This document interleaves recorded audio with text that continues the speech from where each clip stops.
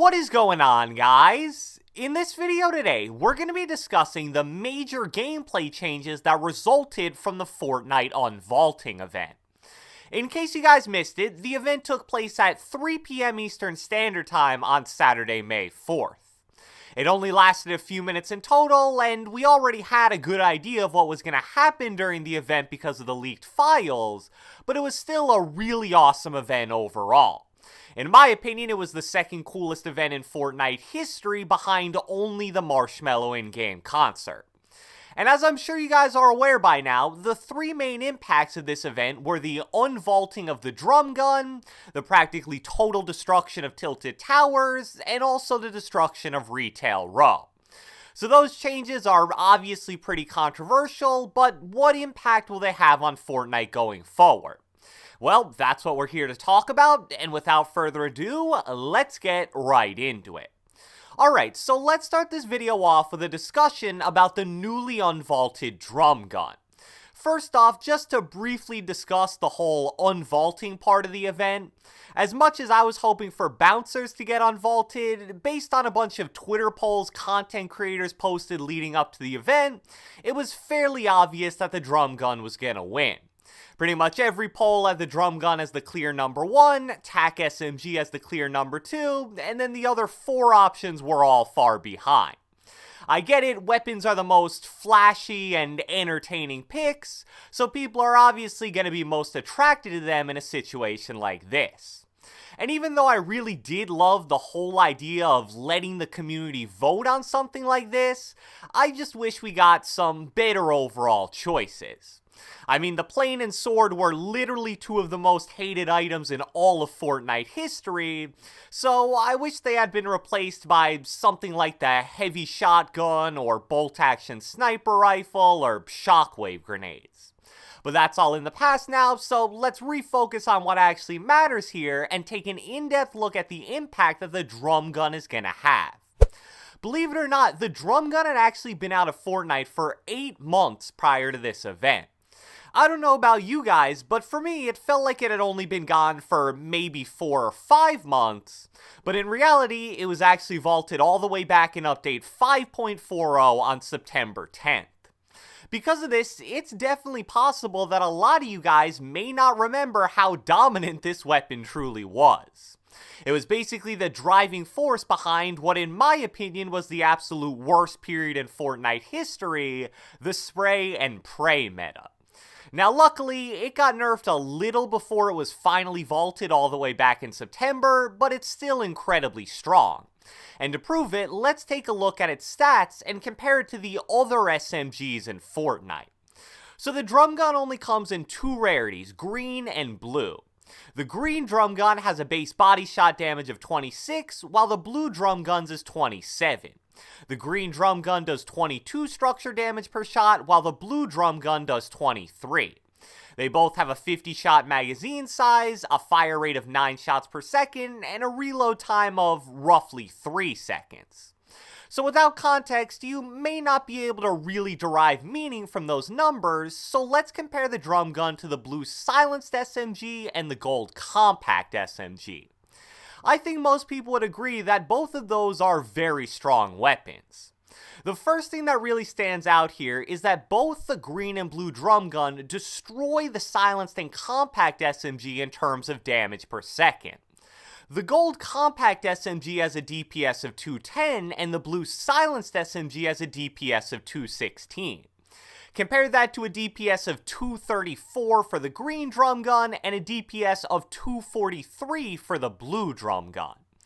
This is enough of a problem on its own, but what makes the drum gun indisputably overpowered is its 50-shot magazine size. That's 10 extra shots per clip than the compact SMGs, and a whopping 20 extra shots per clip than the silenced SMGs.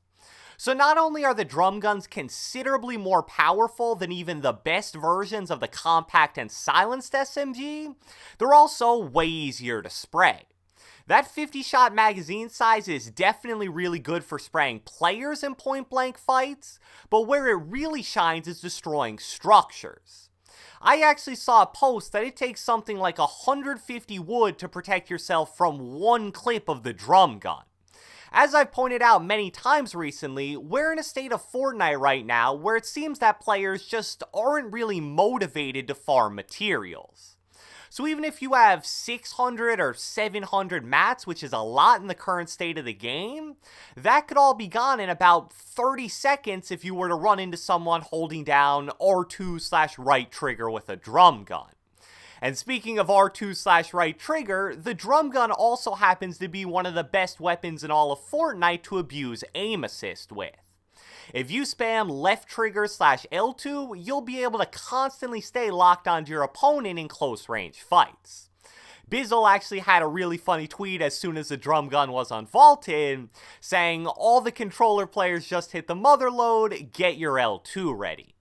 Now, despite how bad the drum gun seems right now, there are two reasons to still have hope that it won't be insanely overpowered going forward. First off, shotguns are a lot stronger now than they were the last time the drum gun was in Fortnite. Back in September, shotgun damage was incredibly inconsistent as a whole, and the purple and gold pumps hadn't been added into the game yet. Those purple and gold pumps are obviously incredibly strong, and shotgun damage is so much better now after that patch at the end of Season 6. All of those factors actually make SMGs less powerful as a whole, because they don't have the burst damage potential of a pump shotgun. And even though some people may use the drum gun more like an AR, it mainly still falls into that SMG category. The second reason why I don't think we should be totally panicking about it getting unvaulted is because there's a decent chance it gets nerfed in the very near future. When I first saw that the drum gun got unvaulted, I was really disappointed that Epic didn't nerf it before adding it in, and I was gonna really flame them for that in this video. But then I realized that with the event, there were 6 possible items that could have been unvaulted.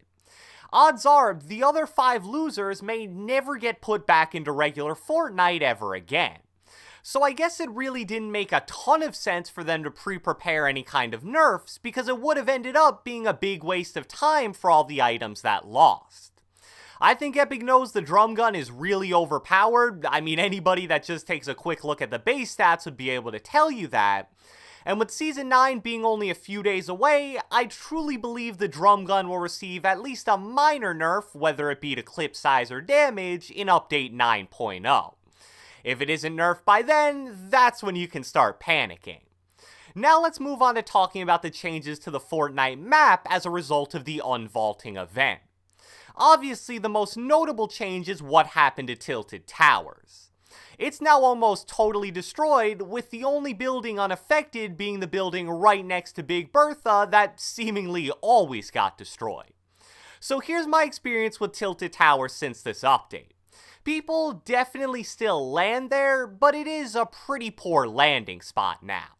Not only does it seem like a ton of the chests and weapon spawns are gone now, but so many of them are just totally out in the open. It pretty much comes down to 3 to 4 players landing in the undestroyed building, and then whoever comes out alive from that goes to the roof and just lasers everybody running out in the open, a lot of them having no weapon. I honestly believe there's a decent chance that Epic sort of remodels Tilted as part of the beginning of Season 9, but if they don't, it definitely isn't going to be anywhere near as popular of a spot as it once was. Obviously, I hate that because I love Tilted, but hopefully the change creates a little more variety in terms of landing spots. My guess is that towns like Salty, Dusty, and Paradise will see a solid bump up in popularity because of Tilted being destroyed. What this will hopefully do is make it so that people don't die so quickly in the very beginning of matches. If you're going for high kill games, there's nothing more frustrating than getting 4 or 5 kills in your starting town than looking up and seeing that there's only 30 people left alive. Retail also got hit by the event, but only about half of the town was actually changed. All of the actual houses and the neighborhood looking section were left totally unaffected, so unlike Tilted, I think it's still a really good landing spot overall. And the final quick thing I want to mention is the fact that a lot of console players are complaining that the event has made Fortnite too dark for them. Apparently, players using darker skins almost totally blend into shadows on the map now. So if you play on console, tell me if you've noticed that or not. So I hope you guys enjoyed this video, and if you watched the entire thing, be sure to let me know with a comment down in the comment section below. What are your thoughts on the outcomes of the unvaulting event in Fortnite?